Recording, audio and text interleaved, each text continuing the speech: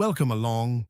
In this first outcome, we're getting to know the operating system, the piece of software that quietly runs the whole show, and the handy utility programs that keep your machine in good shape. So what actually is an operating system? Think of it as the master program that sits between the hardware and everything you do on screen. Without it, an app like Chrome or Word would have no way to reach the CPU, the memory, or the disk. Whether you're on Windows, Mac OS, Linux, Android, or an iPhone, that OS is busy handing out resources and deciding who gets what and when. It helps to picture the system as a set of layers. Right at the bottom is the hardware, the CPU, the RAM, and the disk. Just above it sits the kernel, the core of the OS that talks directly to that hardware, and above that sit the utility programs, then your applications, and finally you, the user. Each layer only speaks to the one just below it, which keeps everything tidy and secure. Let's get a few words straight before we go further. The kernel is the beating heart of the OS, always in memory and in direct control of the hardware.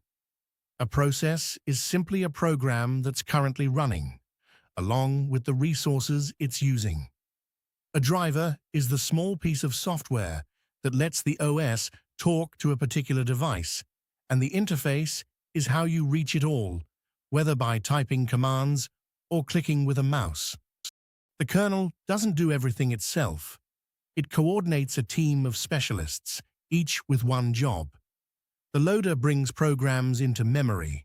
The scheduler decides which process uses the CPU next, and the managers look after memory, devices, and files. Watching over the lot is the monitor, sometimes called the supervisor, keeping things secure. Over the next few slides, we'll meet each of these in turn. First up, the loader. This is the part of the OS that copies a program off your disk or SSD and into main memory, the RAM, so the CPU can actually run it. When you double-click an app, it's the loader that finds the file, sets aside some memory, and drops the instructions in ready to go.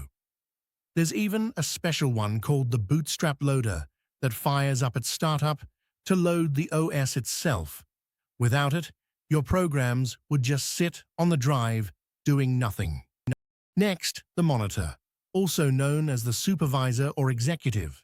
This is the controlling part of the kernel, the bit that oversees every process, handles interruptions, and switches the CPU between your programs and the OS. Crucially, it enforces security, deciding what each user or program is actually allowed to do. And it runs in a protected mode, so one badly behaved app can't hijack the whole machine. Picture it as the referee, keeping every program inside its own boundaries. Now the scheduler, which decides which process gets the CPU and for how long. A process is always in one of a few states, ready, running, or waiting, and because a single core can only run one thing at a time, the scheduler flips between them incredibly quickly. That rapid switching is the trick behind multitasking. The reason it feels like your browser, your music, and your email are all running at once. It's forever juggling fairness, speed, and getting the most out of the processor. Let's look a little closer at how it chooses. With round robin, each process gets a small fixed slice of time in turn, like children taking turns on a swing. Priority scheduling lets more important jobs jump ahead, while first come, first served just runs them in the order they arrive. And every time it swaps, it performs a context switch, saving exactly where one process was, so nothing is lost when it comes back. The memory manager is in charge of the RAM. It hands each process the memory it needs, reclaims it once the program closes, and keeps everyone walled off, so one app can't peek into or corrupt another's memory. When RAM starts running low, it leans on virtual memory, quietly shuffling less used data out to disk, a trick called paging. It's constantly working across the memory hierarchy, from tiny lightning-fast registers and cache up to the big, slow disk. That word manager actually covers a couple more roles too. The device manager controls your hardware, the keyboard, the printer, the network card, using drivers to handle all the input and output. The file manager organizes your data into files and folders and decides how they're created, read, written, and deleted. Between them, they hide all the messy hardware detail, so an application can simply say, "Open this file" or "Print this page," and it just works.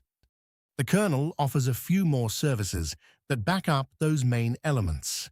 There's security and access control, your accounts, passwords, and permissions.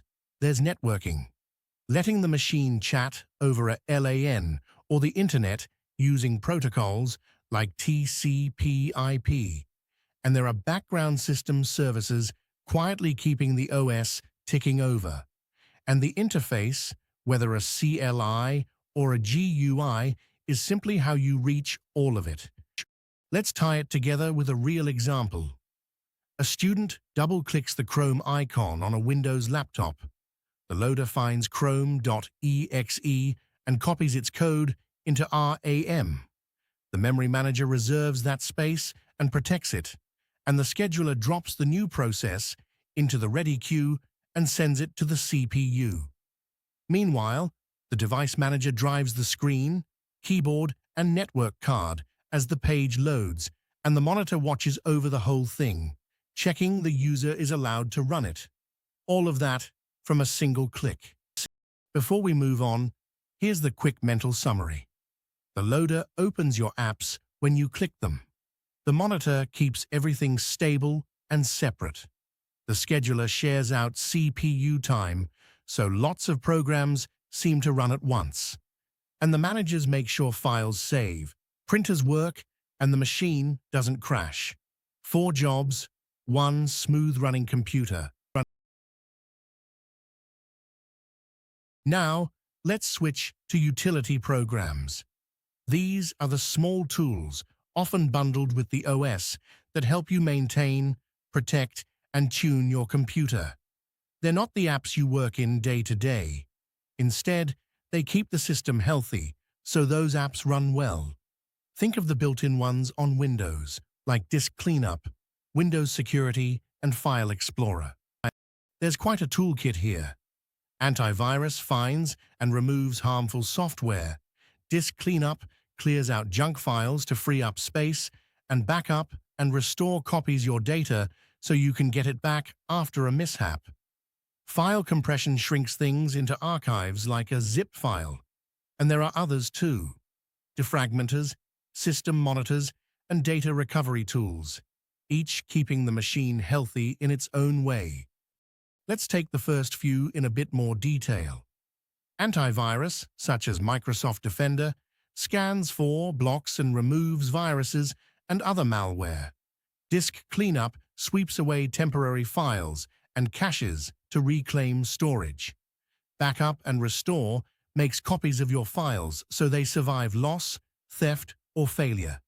And File Compression reduces file size for storage or sending, for instance, by bundling a folder into a zip archive. And here are a few more. A defragmenter reorganizes data on a traditional hard disk so the pieces of each file sit together and load faster. A system monitor, like Windows Task Manager, shows you how the CPU, memory, disk, and network are being used. Data recovery tools try to rescue files from damaged or wiped media. And a registry cleaner tidies up the Windows configuration database, removing entries that are no longer needed. So why do these matter to you as a user? Antivirus protects your data and privacy by blocking malware. Disk Cleanup keeps the machine fast and usable by freeing space. Backup and Restore means you can survive loss, theft, or even a ransomware attack, and a system monitor helps you spot exactly what's slowing the computer down. Small tools, but each one solves a very real everyday problem. Here's how that plays out in practice. Imagine a college laptop that's become slow, low on space, and generally behaving oddly. You open Task Manager and spot one program hogging the CPU and memory. The antivirus scans and removes some malware running quietly in the background. And Disk Cleanup frees several gigabytes of temporary files. Because backup software had already saved the student's work, nothing important was ever at risk. And after all that, the laptop is quick and safe again. The big picture is that these tools put you in control. They let you manage the machine yourself without calling a technician for every little job, and using them regularly heads off problems before they start.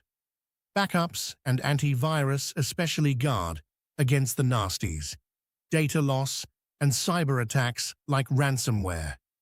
As the saying goes, maintenance is far cheaper than recovery, and a good backup can rescue a whole project.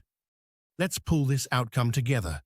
An operating system is the master program that manages the hardware and lets your applications run. Its kernel coordinates four named elements: the loader that loads programs, the monitor that supervises and secures, the scheduler that shares CPU time, and the managers that handle memory, devices, and files. And alongside them, utility programs like antivirus, disk cleanup, and backup keep the whole machine secure, fast, and reliable.